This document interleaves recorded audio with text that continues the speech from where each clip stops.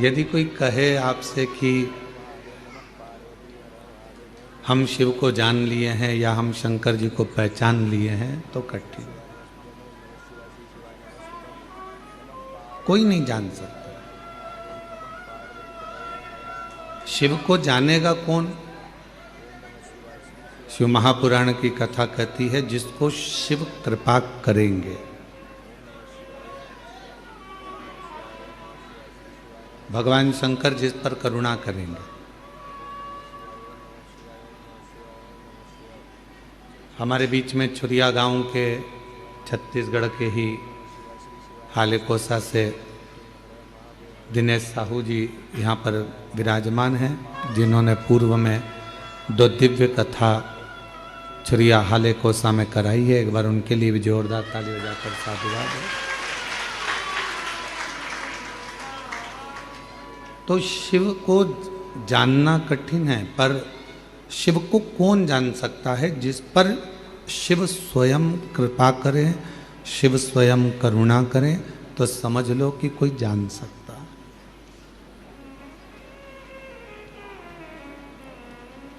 One क्षेत्र में जब पांडव जा रहे थे वन के अंदर, तो भीम ने युधिष्ठिर से पूछा था कि शंकर जी को भजने का, शिव जी को जपने का, शंकर भगवान का भजन करने का, पूजन करने का, स्मरण करने का सही तरीका क्या है?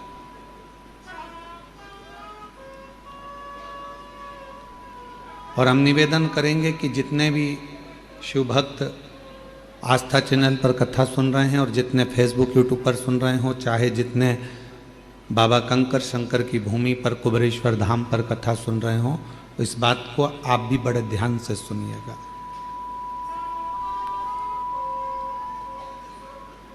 इस बात का स्मरण आप भी करिएगा। भीम ने युधिष्ठिर से पूछा, और भीम ने युधिष्ठिर से पूछा कि भगवान शिव को प्राप्त करने के लिए सबसे सुंदर पूजा का तरीका, अनुष्ठान का तरीका, साधना का तरीका कौन सा है?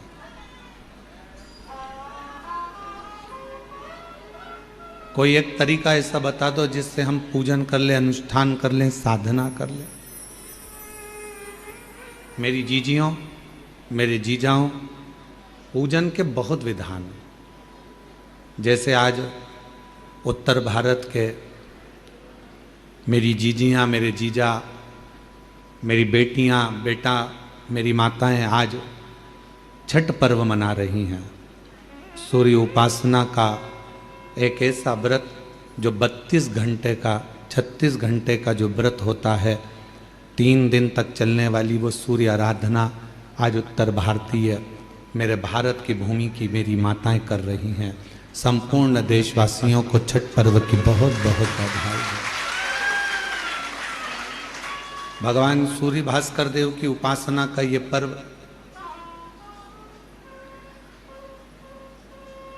जहां पर डूबते सूरज को भी अर्घ दिया जाता है और उगते सूरज को भी अर्घ दिया जाता है।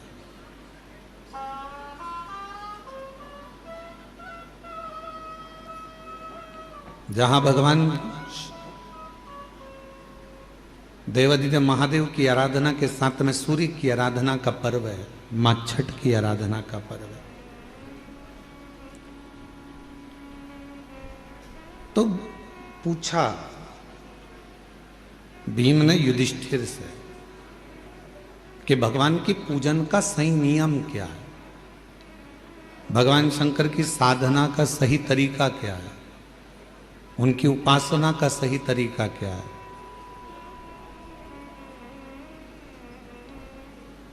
हम आपको बोले कि शिव जी को 1 लोटा जल चढ़ाओ, फिर ऐसा दूध चढ़ाना, फिर दूध के बाद जल चढ़ाना, जल के बाद फिर दही चढ़ाना, दही के बाद जल चढ़ाना, फिर आप मधु चढ़ाना, मधु के बाद फिर जल चढ़ाना, फिर आप शहद के बाद में घृत चढ़ाना, घृत के बाद फिर आप जल चढ़ाना, फिर आप शक्कर चढ़ाना, फिर उसके बाद जल चढ़ाना।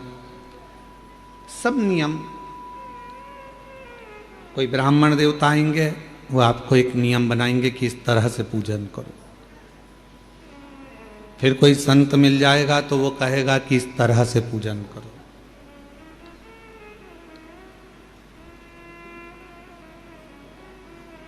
फिर कोई महात्मा मिलेंगे, वो कहेंगे इस तरह से पूजन करो। पर वही बात भीम ने युधिष्ठिर से पूछी कि पूजन का नियम क्या है। हम भगवान शंकर की पूजन कैसे करें, हम भगवान शंकर की आराधना साधना कैसे करें, क्या नियम हो सकता है। अब यहां जितनी माताएं बैठी हैं, हम एक एक को खड़ा करके पूछे हैं कि तुम बताओ कि शिव जी के पूजन का नियम क्या है। तो हम दामोदर प्रसाद जी से पूछेंगे, वो अलग नियम बताएंगे। उनके बेटे से पूछेंगे तो वो अलग नियम बताएंगे। बहू से पूछेंगे, वो अलग नियम बताएंगे। बोलो सही है कि गलत है। जितने मेरे बाहर जीजियाँ बैठी हैं, जीजा बैठे हैं, जितनी माताएं बैठी हैं, जितने बच्चे बैठे हैं, उनसे पूछेंगे क्यों शिव जी के मंदिर जाते हो, हाँ क्या नियम से पूजन करते हो, तो कहेंगे हम झाड़ू लगा देते हैं, पोछा लगा देते हैं, जल चढ़ाते हैं, बेलपत्र चढ़ाते हैं, ये करते हैं, वो करते हैं। सबका अपना अपना नियम है, सब अपना नियम बता। भीम ने भी युधिष्ठिर से पूछा कि शिव पूजन का नियम क्या है।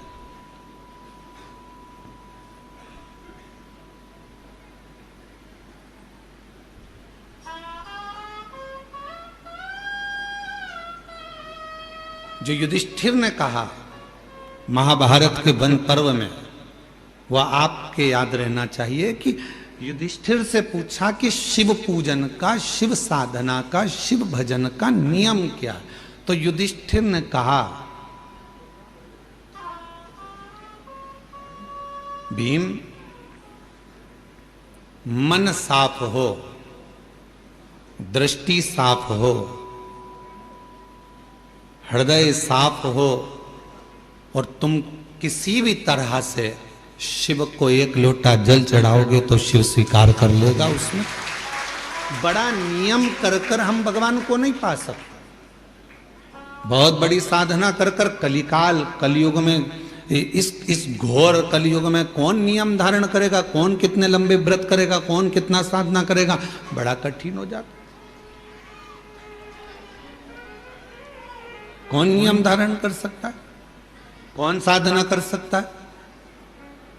इस घोर कलयुग में तो कोई बड़ा से बड़ा बाबा जोगी भी आकर कह दे ना कि हम इतनी साधना करते हैं, तो शिव पुराण कहती है बड़ा मुश्किल है जी। तुलसी बाबा ने तो एक ही लाइन में सबको, पूरे को तुलसीदास बाबा ने एक ही लाइन में सबको समेट दिया, कलयुग केवल नाम आधारा, सुमर सुमर नर उतर ही पारा। तुलसीदास बाबा को मालूम था कलयुग में बहुत सारे साधन बताएंगे, कोई इधर से आएगा ये बताएगा, कोई उधर से आएगा वो बताएगा, कोई कहेगा इसको भजो, कोई कहेगा उसको भजो, कोई कहेगा ऐसा करो, कोई कहेगा वैसा करो। तो तुलसीदास जी ने लिख दिया कि कलयुग केवल नाम धारा और सुमर सुमर नर उतर ही पार। तुलसी बाबा ने कह दिया कि नाम की आधारशिला रखो, तुम राम भजो, कृष्ण भजो, शिव भजो, जगदम्बा भजो, दत्त भजो, तुम्हारी मर्जी पड़े वो भजो, पर भजो, तुम्हारा भगवान का मंत्र जाप, नाम जाप भजो, जपो।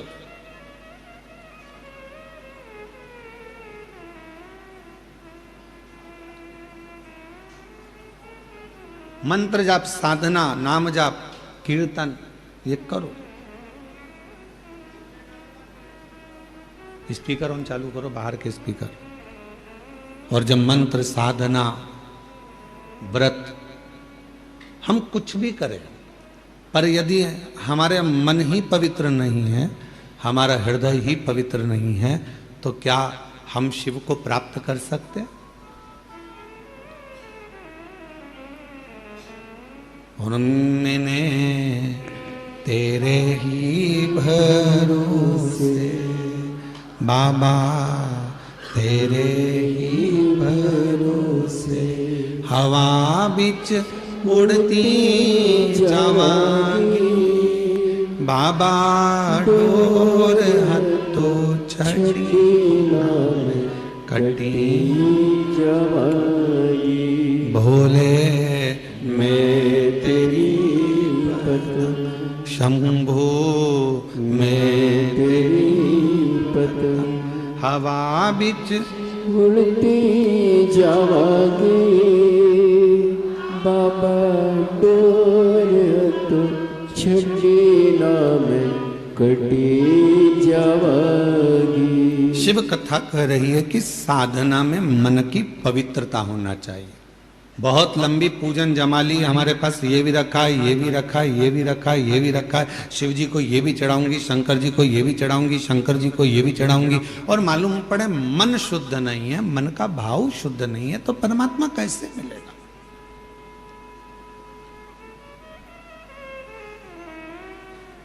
एक लाइन वो आप गुनगुनाते हो, हमने आंगन नहीं बुआरा कैसे आएंगे हरि, अब तक गंदा पड़ा है द्वारा कैसे आएंगे हरि, कैसे आएंगे? उनको बुलाने के लिए हमारे मन के मेल को बाहर करना है।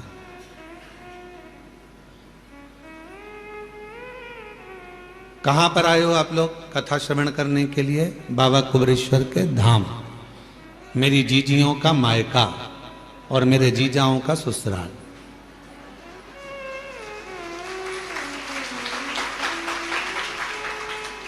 कभी आपने विचार करा कि सीहोर वाला महाराज हमेशा कहता है ये मेरी बहन जीजियों का मायका है और जितने पुरुष आते हैं उनका ससुराल है? ऐसा क्यों नाम रख दिया इस सीहोर का, इस कुबरेश्वर धाम का? बाकी के किसी धाम में तो ऐसा होता ही नहीं कि कोई रिश्ता होता है।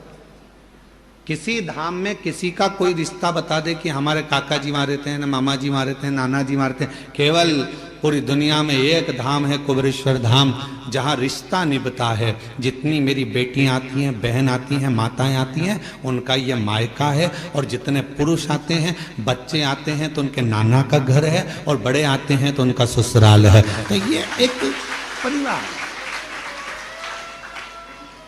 क्यों इस भूमि पर ऐसा क्यों है कि यहां संबंध है, रिश्ते हैं, नाते हैं।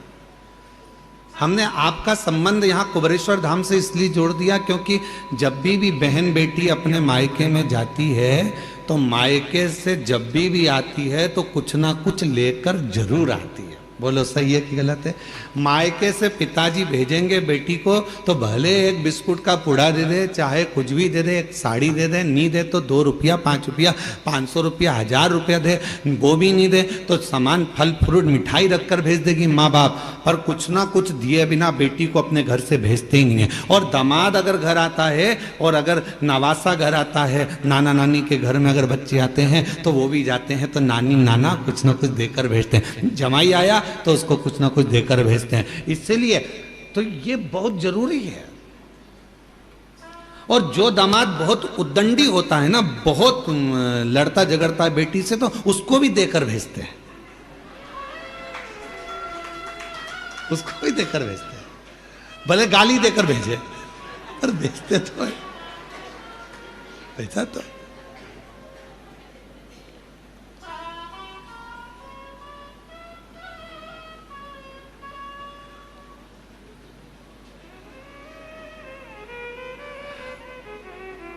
हमारे परिवार में जब शादी होती थी तो हमारी परिवार में जब बेटियों की, बहनों की शादी होती थी तो वो हमारे माताजी हमसे कई बार कह देती, सुनो आज रात को जागना है तुमको। हमने पूछा क्यों मम्मा?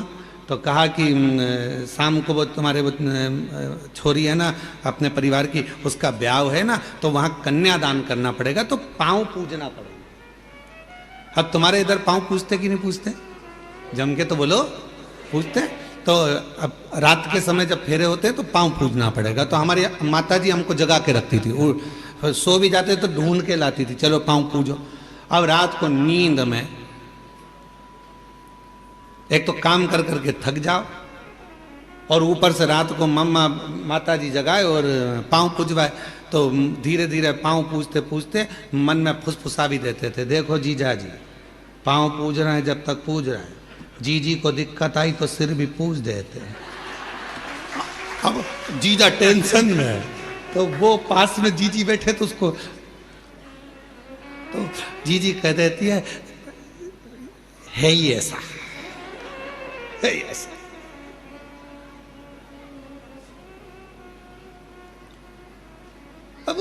विचार, सोच।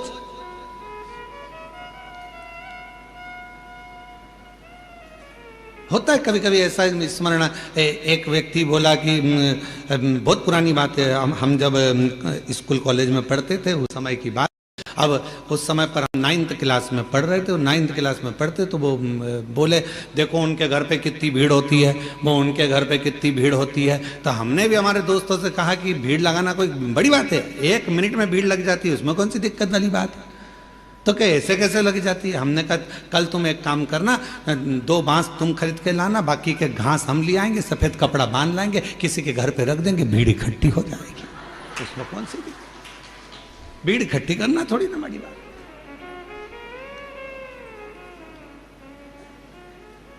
भीम ने पूछा युधिष्ठिर से कि शिव पूजन का विधान क्या है, भगवान को पूजने का विधान क्या। शिव महापुराण की कथा कहती है, महाभारत का वन पर्व कहता है, वन पर्व में लिखा है महाभारत के कि युधिष्ठिर कहते हैं भीम से कि जिस दिन तुम निर्मल हृदय से स्वच्छ मन से शंकर जी को यदि 1 लोटा जल चढ़ा दोगे, या नहीं भी चढ़ाकर कहीं पर भी बैठकर पंचाक्षर मंत्र नमः शिवाय, या षडाक्षर मंत्र ओम नमः शिवाय, या श्री शिवाय नमस्तुभ्यम का जप कर लोगे, शिव तुम्हारे जप को स्वीकार कर लेगा और वर देकर चला जाएगा, तुम्हें वर प्राप्त हो जाएगा। अब तुमसे कोई कहे कि तुमने मंदिर में जाकर पूजन को ऊपर नीचे कर दिया, तुमने मंदिर में जाकर पहले दूध चढ़ा दिया, फिर जल चढ़ा दिया, उसके बाद में तुमने फिर कुछ चढ़ा दिया, पहले जल चढ़ाकर फिर तुमने बेलपत्र चढ़ा दी, इतने में किसी ने देख लिया, देखते से ही वो बोली तुमने तो गलत काम किया, पहले तो जल चढ़ना था, फिर बेलपत्र चढ़ना थी, और तुमने बेलपत्र चढ़ा दी, उसके बाद जल चढ़ा दिया, तुमने तो ऐसा कर दिया, तुमने तो चावल का दाना ऐसा चढ़ा दिया, तुमने तो वैसा कर दिया। उसको समझा कर कह देना, हजारों तरह के मनुष्य संसार में रहते हैं, तो हजारों तरह की पूजा भी संसार में होती है।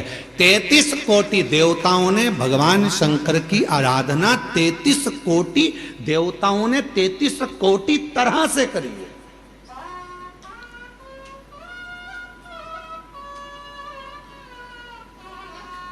कई लोग हमसे कह देते हैं आपने हमने शिव पुराण पढ़ी है, आप जो जो बताते हो शिव पुराण में तो कई बार मिलता ही नहीं है, तो हम क्या एक ही पुराण में से बोलते हैं। भगवान की कथा, भगवान का नाम, भगवान का सुंदर स्वरूप चरित्र कितनी पुराणों में, कितने वेदों में, कितने शास्त्रों में और कितने कितने ग्रंथों में लिखा हुआ है महाराज। ऐसे ऐसे ग्रंथ, ऐसे ऐसे शास्त्र विद्वान लिख लिख कर चले गए। उन विद्वानों की पूंजी को हम ग्रहण करते हैं और उसको पढ़ने के बाद फिर शिव पुराण के माध्यम से जनमानस को लाकर दे देते हैं, जिससे जनमानस का कल्याण हो और शिव तत्व को लोग पहचाने। अब कोई कह दे कि हमने तो पढ़ा है, तो उनसे निवेदन कहेंगे 33 कोटि देवताओं ने 33 कोटि तरह से भगवान शिव की आराधना करी। सबका तरीका अलग था, सबका पूजन का विधान अलग था, सबका भजन करने का विधान अलग था। उसी तरह शंकर जी की पूजन के अनेकों अनेक विधान है, शिव जी को रिझाने के अनेक अनेक विधान है, बहुत विधान।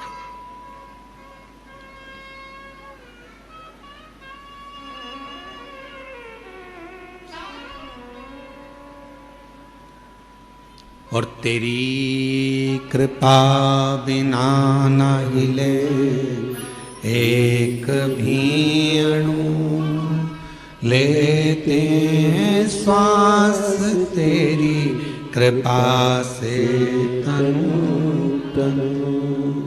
बखान क्या करूं मैं राखो के डेरे का, चपटी बबूद में खजाना कुबेर का।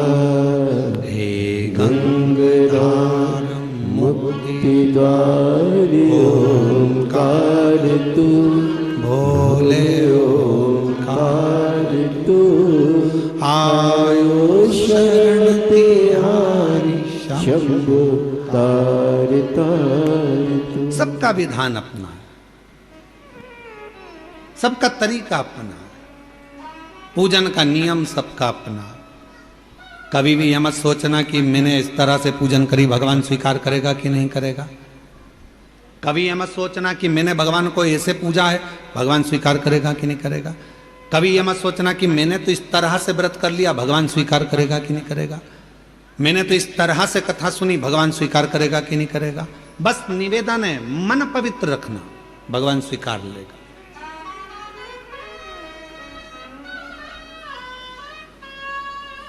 जब मन की पवित्रता होगी तो शिव उसको स्वीकारेगा, शंकर स्वीकारेंगे। और किसके पीछे शिव आते हैं, भगवान किसके पीछे आते हैं? तो कहा माल वाले के पीछे मानव आता है, मनुष्य आता है। कुर्सी वालों के पीछे मनुष्य जाता है, दुनिया जाती है। माल वाले, तुम्हारे गांव में अगर कोई पैसे वाला होगा तो उसके पीछे लोग बहुत आएंगे, अरे साहब सेठ जी, सेठ जी, सेठ जी, सेठ जी, सेठ जी। काय का सेठ? सेठों में सेठ सांवरिया सेठ, बाकी के जितने सब डुप्लीकेट। एक ही सेठ भारी है, वो सांवरिया सेठ है। और जितने अपने आप को सेठ लिखते हैं, पक्के डुप्लीकेट हैं। काय के सेठ? जो सांवरिया सेठ ने करा वो आज का सेठ करता है? बोलो जम के। सांवरिया सेठ ने नानी बाई का 56 करोड़ का मायरा भरा था, और एक बार के नहीं बोला कि मैंने 56 करोड़ का मायरा भरा। आज का जमाने में जितने सेठ है वो अपनी बहन के घर का भर ले, वही बहुत बड़ी बात है। वो अपनी बहन के घर का मायरा भर ले, बहुत बड़ी बात है। और कहने को सेठ जी, सेठ जी, सेठ जी, सेठ जी। कोई सेठ नहीं, सारे डुप्लीकेट। सेठों में सेठ, जम के बोलो जरा, सेठों में सेठ सांवरिया सेठ, बाकी के सारे सेठ डुप्लीकेट। और कई सारे सेठ बैठे होंगे, उनको बुरा लग गया होगा।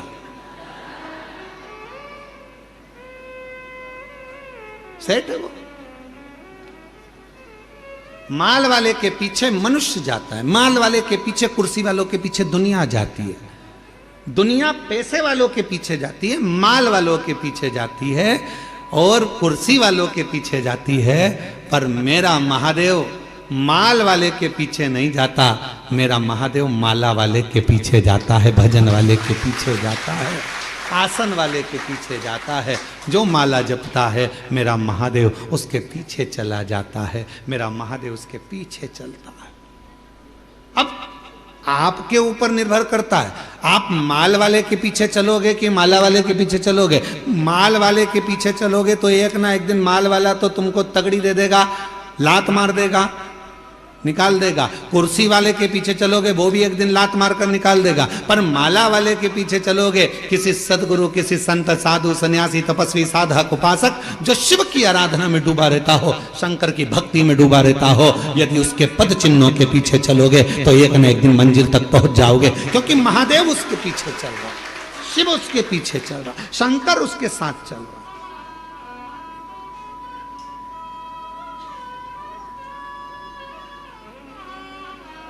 उस महादेव की भक्ति में एक महिला ने पत्र लिखा, देखो। कल एक माता जी ने पत्र लिखा था, उनके यहां कितने साल बाद संतान हुई थी? पहला पत्र था, जम के बोले, जम के 23, आज 1 साल और बढ़ गया है। मेरा नाम नर्मदा बाई, पति इंदर सिंह, मैं ग्राम तारपुरा, पीतमपुर, जिला धार, मध्य प्रदेश की रहने वाली हूँ। कहीं बैठी हो और अगर बालक साथ में, बच्चा साथ आया हो तो पीछे वाले रास्ते से लेकर आ सकती हूँ। मेरा नाम नर्मदा बाई, पति इंदर सिंह, मैं ग्राम तारापुरा, पीतमपुर, जिला धार। पत्र को एलईडी पर पढ़ सकते हो, आस्था चैनल पर भी चल रहा है। मध्य प्रदेश की रहने वाली हूँ। मेरी शादी को 24 साल हो गए थे। मेरे घर औलाद नहीं। गुरुजी, किसी के कहने पर कुबेरेश्वर धाम सीहोर का नाम सुना। लोग बोले, सब डॉक्टरों को दिखा लिया, तू हताश होकर बैठ गई, अब तेरे घर अगर औलाद नहीं है तो तू एक बार कुबेरेश्वर धाम चली जा। मैंने ये धाम का नाम पहली बार सुना था, मन कर कर पति से कहकर हम कुबरेश्वर धाम आ गए और यहाँ पर आकर हमने कंकर शंकर की पूजन करी, भूमि का शयन करा, जमीन की मिट्टी को हमने अपने गर्भ से लगा लिया। गुरुदेव बाबा से प्रार्थना कर कर गई, बाबा मेरी गोद भर देना, सब दूर से हार चुकी हूँ, अब मुझे तो डॉक्टर ने भी मना कर दिया, शादी के 24 साल हो गए, औलाद नहीं। गुरुदेव यहाँ से दर्शन करके गई, मन्नत मान कर गई और यहाँ से जाकर मैंने सोमवार पशुपतिनाथ का व्रत करना प्रारंभ कर दिया। मंदिर जाती, जल चढ़ाती, नंदी के पास बैठकर उस जल को पी लेती, सफेद आंकड़े की जड़ को बांध लिया। गुरुजी बाबा की कृपा का मैं क्या गुणगान करूं गुरुदेव। कावड़ भरने के लिए आ गई, कावड़ भरा, शिवजी पे चढ़ा हुआ जल पीकर दोनों पति पत्नी ने विनती करी, बाबा हमारी औलाद नहीं, 24 साल हो गए, तू देना जरूर।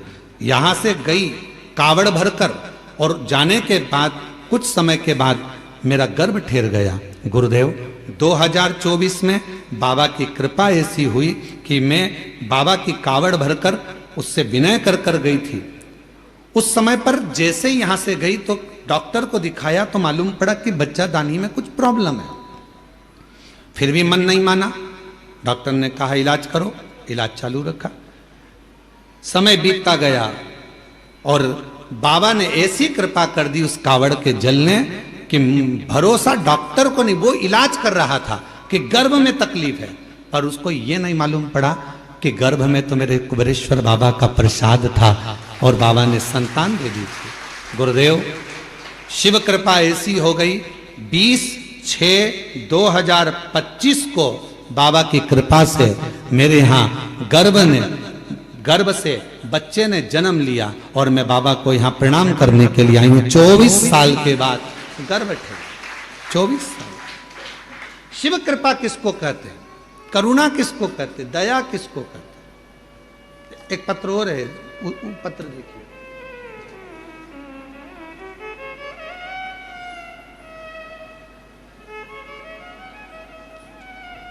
मेरा नाम मीना लोधी, उम्र 35 वर्ष, मेरे पति भरत लोधी कहीं बैठे हों, निवासी बंडा, जिला सागर, मध्य प्रदेश से हैं। अगर कहीं बैठे हों तो बच्चे को लेकर पीछे वाले रास्ते से आ सकते हैं। मीना लोधी, पति भरत लोधी, निवासी बंडा, जिला सागर। हमारी शादी 2006 में हुई थी, 18 वर्ष शादी के हो गए थे गुरुदेव। संतान का सुख नहीं था, डॉक्टरों को दिखाया तो डॉक्टरों ने मना कर दिया कि तुम्हें औलाद नहीं होगी। हम ऐसा, अब जरा पत्र को देखिएगा, तंत्र मंत्र विद्या, दुनिया के सारे उपाय और दुनिया की सारी पूजा, दुनिया का सारा डॉक्टर दिखा लिया पर औलाद का सुख नहीं आया। तब आखिरी में लोग ताने देने लगे, तानों से इतना परेशान हो गई कि गुरुजी मैंने पूरा विचार बना लिया कि अब मैं स्वयं मर जाऊंगी, प्राण त्याग दूंगी। जिस दिन मैंने प्राण त्यागने का विचार किया, सबसे पहले मैंने एक काम किया कि मरना है, पहले एक बार भगवान के सामने जाकर नमन कर लूं। और शिव जी के मंदिर में पहुंची, पहली बार जिंदगी में। मैं कभी शंकर के मंदिर नहीं गई थी, पर प्राण त्यागने से पहले मैं शिव जी के मंदिर पहुंच गई और मंदिर में जाकर मैंने प्रणाम किया, झोली पसार कर बाबा से कहा तू औलाद नहीं दे रहा तो मैं मर रही हूं। ऐसा कही रही थी। एक माता जी पीछे से आती हैं मंदिर में और वो मंदिर में आकर कहती हैं कि इतना फूट फूट कर तू क्यों रो रही है। महिला बड़ी उम्र की थी, शिव भक्त थी। उन्होंने मुझे कहा एक काम कर, तू कुबरेश्वर धाम चली जा, वहां शिव महापुराण की कथा मिल जाए, सुन ले, ना जा सके तो टीवी पर सुन ले। मैंने उससे कहा कि मेरे घर ना तो मोबाइल है ना टीवी है, मैं कैसे सुनूं।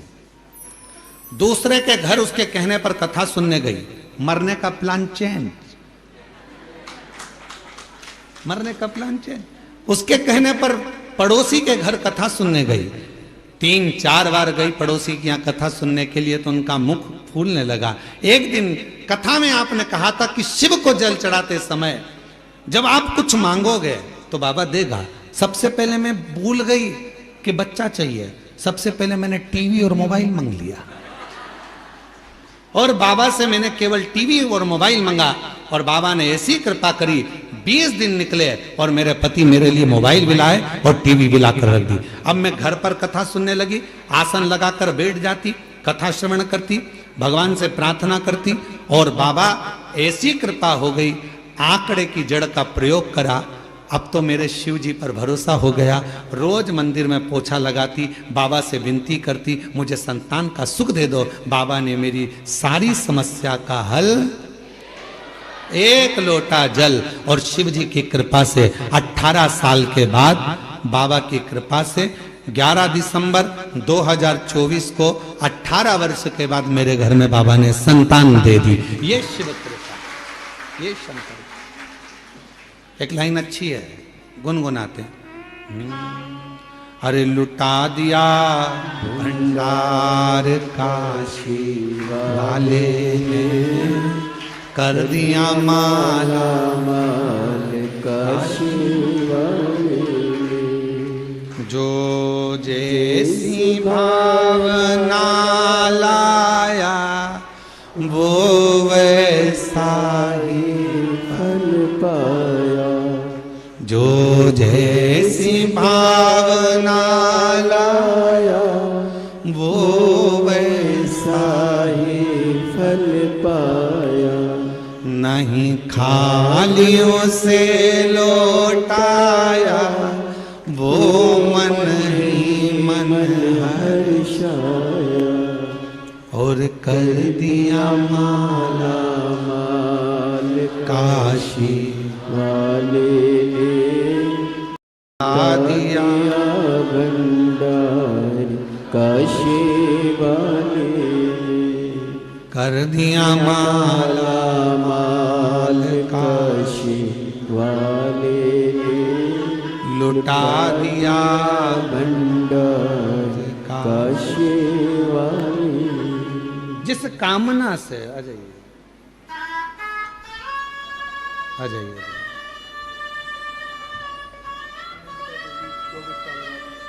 24 साल के बाद बच्चा हुआ है। एक बार जोरदार ताली।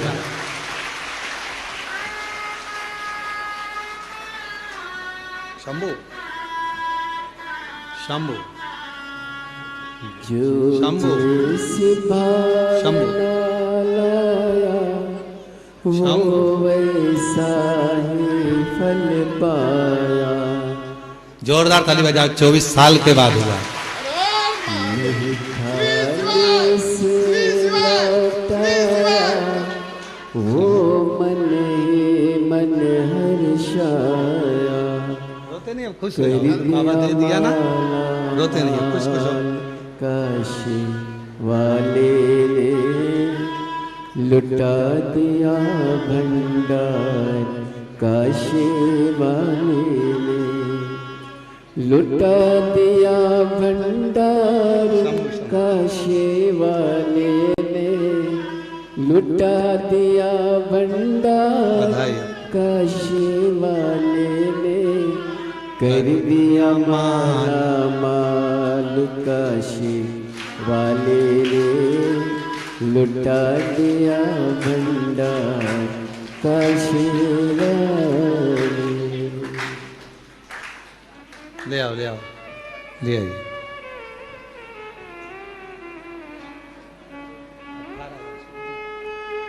मीना जी लोधी 18 वर्ष के बाद संतान हुई है। बाबा ने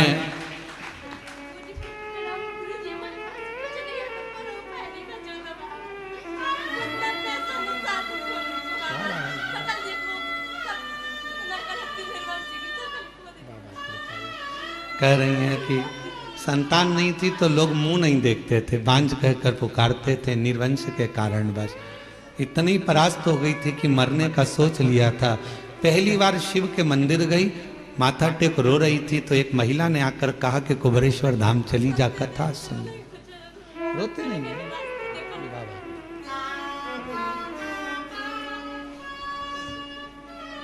शंभो शंभो शंभो।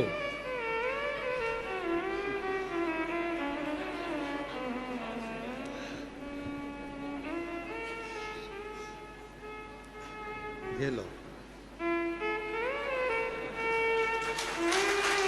चलो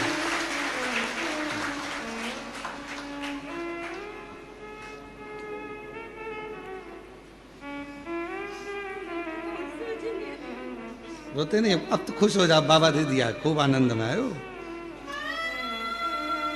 और रिश्ता तेरा मेरा सबसे प्यारा, रिश्ता तेरा मेरा सबसे प्यारा, तू मेरा बाबा, मैं हूँ तेरा लाला, मैं हूँ तेरा लाला, तू मेरा बाबा, मैं मैं हूँ तेरा लाला, मैं हूँ तेरा लाला।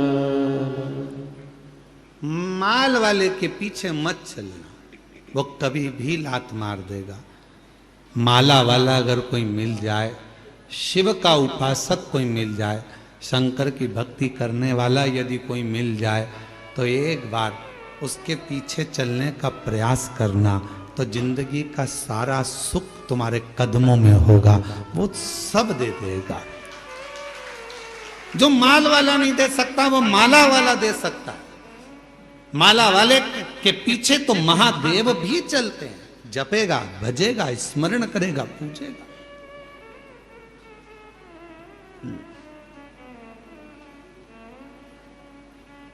आज पूरी दुनिया, पूरा विश्व बाबा देव अधिदेव महादेव की भक्ति में लगा हुआ है। बच्चा बच्चा एक लोटा जल चढ़ाने के लिए मंदिर जाने लगा है। नव युवक बेटा बेटियों के मन में एक उत्कंठा, एक उत्सुकता उत्पन्न होती है कि शिव को मैं जानूं। बुजुर्ग माता पिता के मन में भाव आता है कि टीवी चालू कर दो, मुझे शिव पुराण सुनना है। शिव पुराण। कल एक पत्र था एक बहन का, अब वह पत्र को ढूंढना पड़ेगा बहुत सारे पत्रों में, तो कहीं अगर यहाँ बैठी हो तो वो बिना कथा के रह नहीं सकती, बिना कथा के।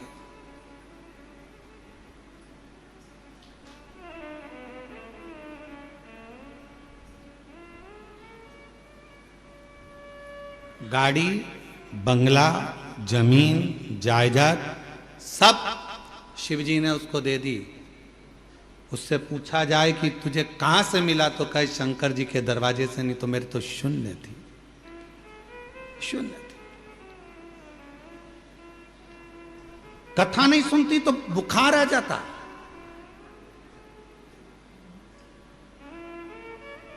बच्चे लोग परेशान, जब कथा नहीं आती तो बच्चे लोग उसको मोबाइल में चालू कर दे देते कि 5-10 मिनट मेरी माता को सुन लेने दो। वो यहाँ बैठी होगी, बच्चे जहां कथा होती है बच्चे लोग कह देते हैं ये नहीं जाएगी तो मर जाएगी, इसको ले जाओ कथा में। बच्चे लेकर आते हैं, बाबा ने दे दिया, सब भंडार भर दिया। अब दिल शिव से लग गया, कुछ सूझता नहीं है।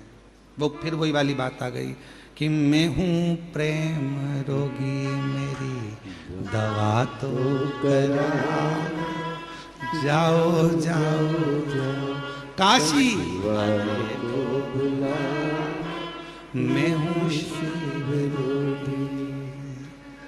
ये मुझे रोग लगा है भगवान की अविरल भक्ति का, भजन का, कथा का, स्मरण का। दामोदर प्रसाद जी कथा करवा रहे, दामोदर प्रसाद जी के वहाँ जब कथा का क्रम जब वहाँ नहीं हो पाई तो इनके मन में था कथा कैसे होगी, कैसे होगी, वहाँ परमिशन नहीं, ये नहीं हो रहा, वो नहीं हो रहा। आखिरी में ललकता दामोदर प्रसाद साहू जी के मन में थी, तो धनोरा से भगवान शिव ने इनके मन की बात को जान लिया। शायद धनोरा वासी बड़े किस्मत वाले होंगे जो आज शिव महापुराण की कथा के यजमान बनकर कथा का रस तत्व ग्रहण कर रहे। ये शिव तत्व है, ये भगवान की अविरल भक्ति है।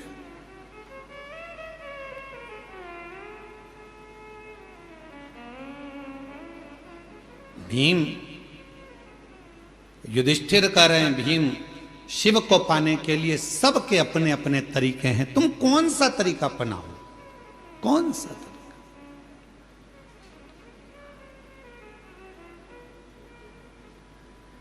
हमने कथा में कहा था 2 परीक्षा होती है। एक होती है लिखित परीक्षा, एक होती है जम के बोलो मौखिक परीक्षा।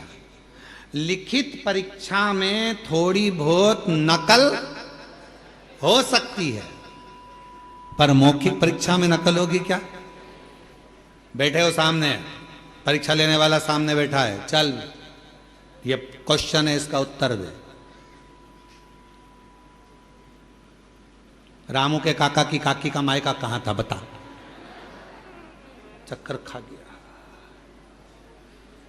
फिर उसने पूछा रामू कौन?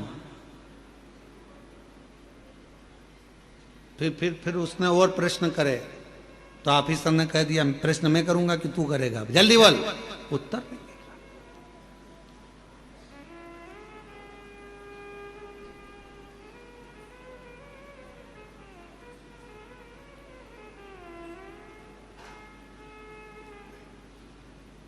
स्मरण क्या करें महाराज? लिखित परीक्षा में नकल हो सकती है, पर मौखिक परीक्षा में नकल नहीं होती है। लिखित परीक्षा में नकल कर कर लोग प्राप्त करे ना करे वो अपनी जगह है, और लिखित परीक्षा का एक एक अंक मिलता है, कटता है, फिर मिलता है, कटता है। कुछ मिलेगा, कुछ कटेगा।